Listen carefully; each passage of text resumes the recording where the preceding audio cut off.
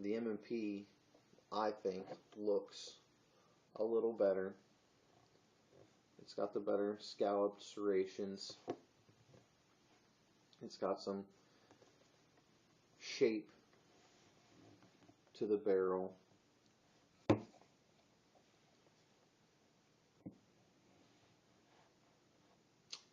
It's a little nicer looking gun. I don't have issues with the trigger.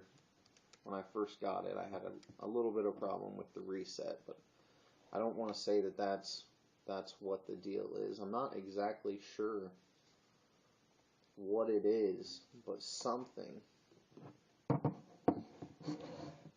makes me lean towards the Glock.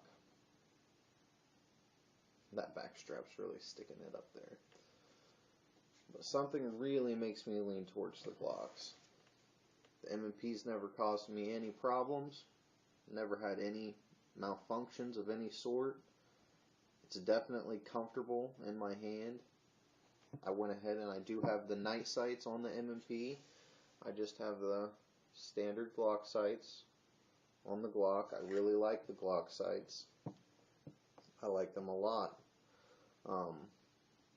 I like both guns a lot.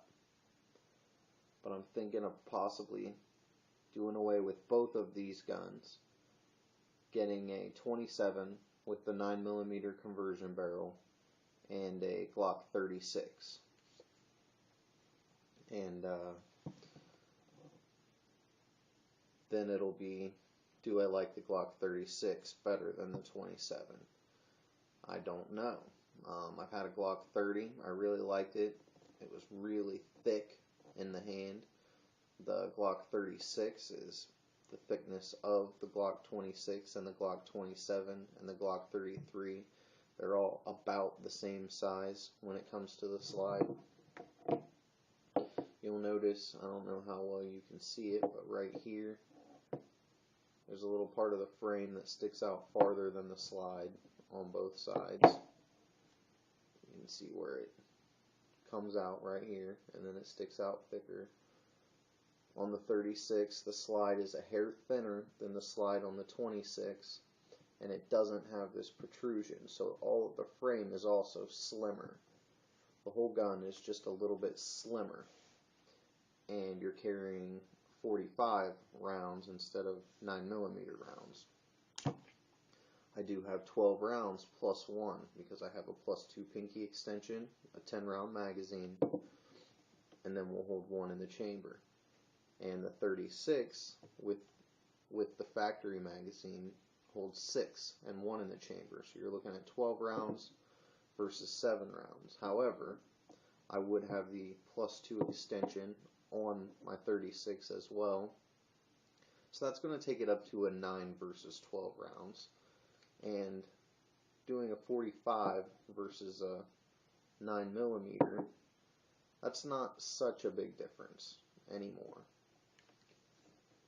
9 rounds of 45, 12 rounds of 9mm. Most encounters are going to be with a single individual if you are unfortunate enough to get into a situation like that. You're not going to need, hopefully, 12, 13 bullets to take care of the situation. Hopefully you won't need any bullets to take care of the situation. But if you do, 1 or 2 from the 45, I would feel more comfortable with resolving the situation than 1 or 2 with the 9. Because like I said, you're not going to be emptying the magazine unless something's really gone bad. And I hope you don't put yourself in situations to allow something that catastrophic to happen. So there's the 26.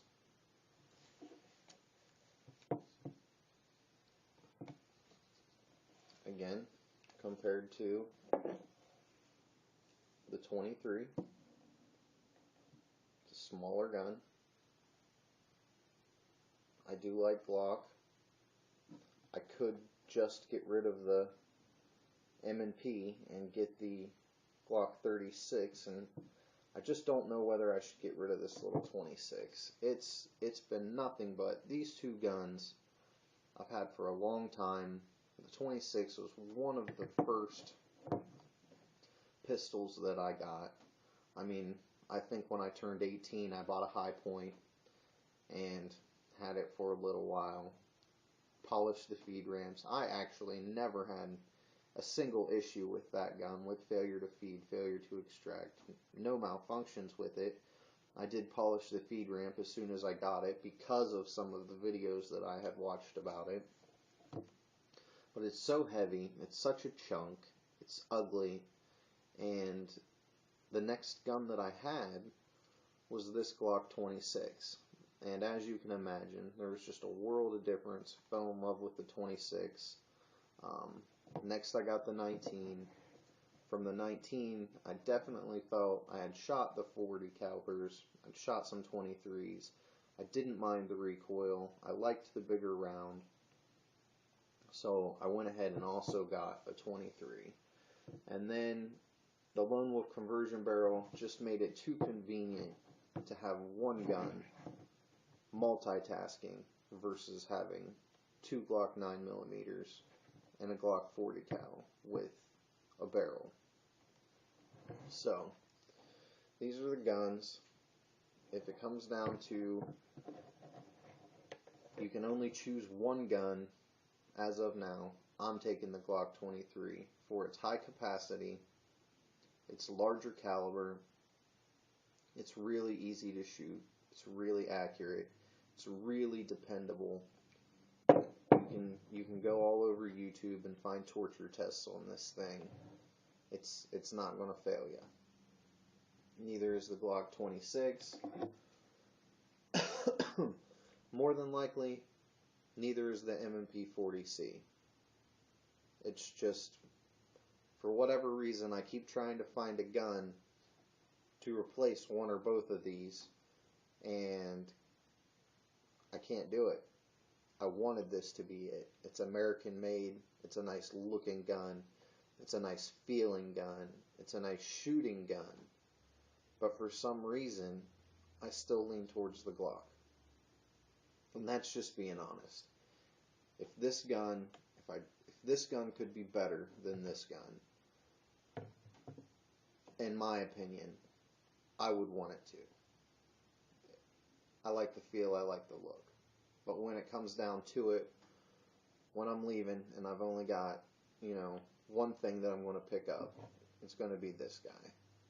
And if I'm going to pick this guy up, then I might as well just take this guy. Because he's not that much bigger, and I trust it more. I don't know why I feel bad saying that. I'm sure there's some M&P people that are not going to like that at all. But when it comes down to it, I like my Glocks. They've never let me down. I've had them a lot longer than this. This is a newer gun for me. Maybe I'll just hold on to it. I'm pretty indecisive. I'm constantly getting new things, getting rid of old things.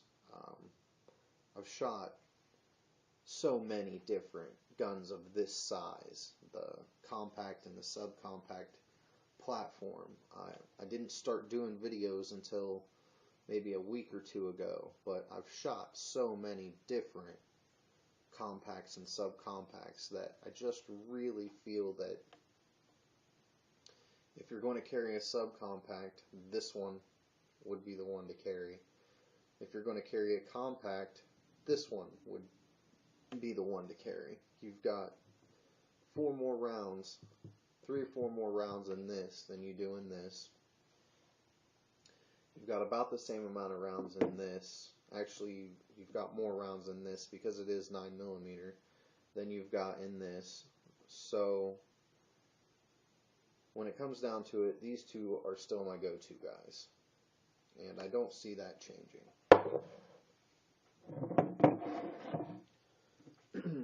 Also, as I said in my other video and in the video where I made it, I made this Kydex holster for my Glock 23. And that's another good thing about, it's Kydex, it holds its shape, so it's always going to fit the Glock 23. Well, the good thing about that is, that means it's also going to fit my Glock 26. I don't know. There. And it fits it really well. It's got a nice groove for the sight. I mean, for my first holster, I don't want to pat myself on the back too much, but for my first holster, I think I did a pretty good job. It wears very comfortably. It fits my two favorite guns. Both fit in it well. I'm pretty sure I do not have a full-size Glock. However, this would just stick out a hair farther, and this holster would also fit if I got a Glock 22, Glock 17. Probably not going to fit the Glock 21 or the Glock 29 or the Glock 30, the bigger rounds. But for the 357 SIG, the 40 caliber, and the 9mm, this one holster fit them all. All inside the waistband. They all feel roughly the same when carrying. It's just a little smaller, a little lighter, a little less snappy. Especially this back strap seems to make a significant difference. I've never had a problem shooting the 9mm. But the way that comes back over your hand, I don't know, it helps. It just helps stay on target. It feels good. I didn't get slide bite anyway, but I'm definitely not getting any slide bite with this on here. So I'd say if you're running a subcompact, or if you have slightly, just ever so slightly bigger hands than I do, even on the compact version, you might really like the way these back straps feel. I really like them on the subcompacts. I didn't like it on my 23. I don't know, it completely did nothing for me.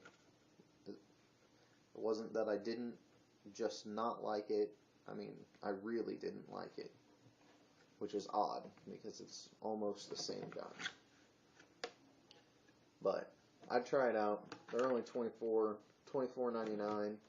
You get a 2-pack, one with the ridges, and I believe this is for the full size Glock, and then this one is for the compact size Glock. Comes with both. This is the one I modified to fit my Glock 26, and if you want to do that, you can see this pattern here. What you want to do is the second row from, not this first row, the second row from the top, follow that curve around and just cut it off. And then what I'm going to do, it feels good like this, but I think it'll just feel a little better. Just take the Dremel tool. I'm going to bust off these little ridges and just kind of taper it down so it's a nice smooth transition. Right here. Just make it a little smoother transition down to the handle. That's it. That's my Glock 26. There's my 2 cents on 3 really nice guns. I feel like I bashed the M&P. Didn't mean to bash the M&P. It's just when it comes down to it, I would pick one of the Glocks. If the M&P was all that I had, I would for sure feel comfortable carrying it. But I guess, as of right now, I'm still a Glock guy. I hope you enjoyed the video. I hope you have a wonderful day. I hope you go out and get yourself a nice Glock. If you do, leave me a comment. Let me know how you like it. If you try the back straps, let me know how you like them. You can get them on Amazon.com. Like I said, 25 bucks. You get a 2-pack. Comes with the pens that you need. And they will fit, with a slight modification, the subcompact. They are made to fit the compact and the full size. Don't pay the extra money to buy the one that someone else already customized for you, because it's really easy to do that yourself. Have a good day.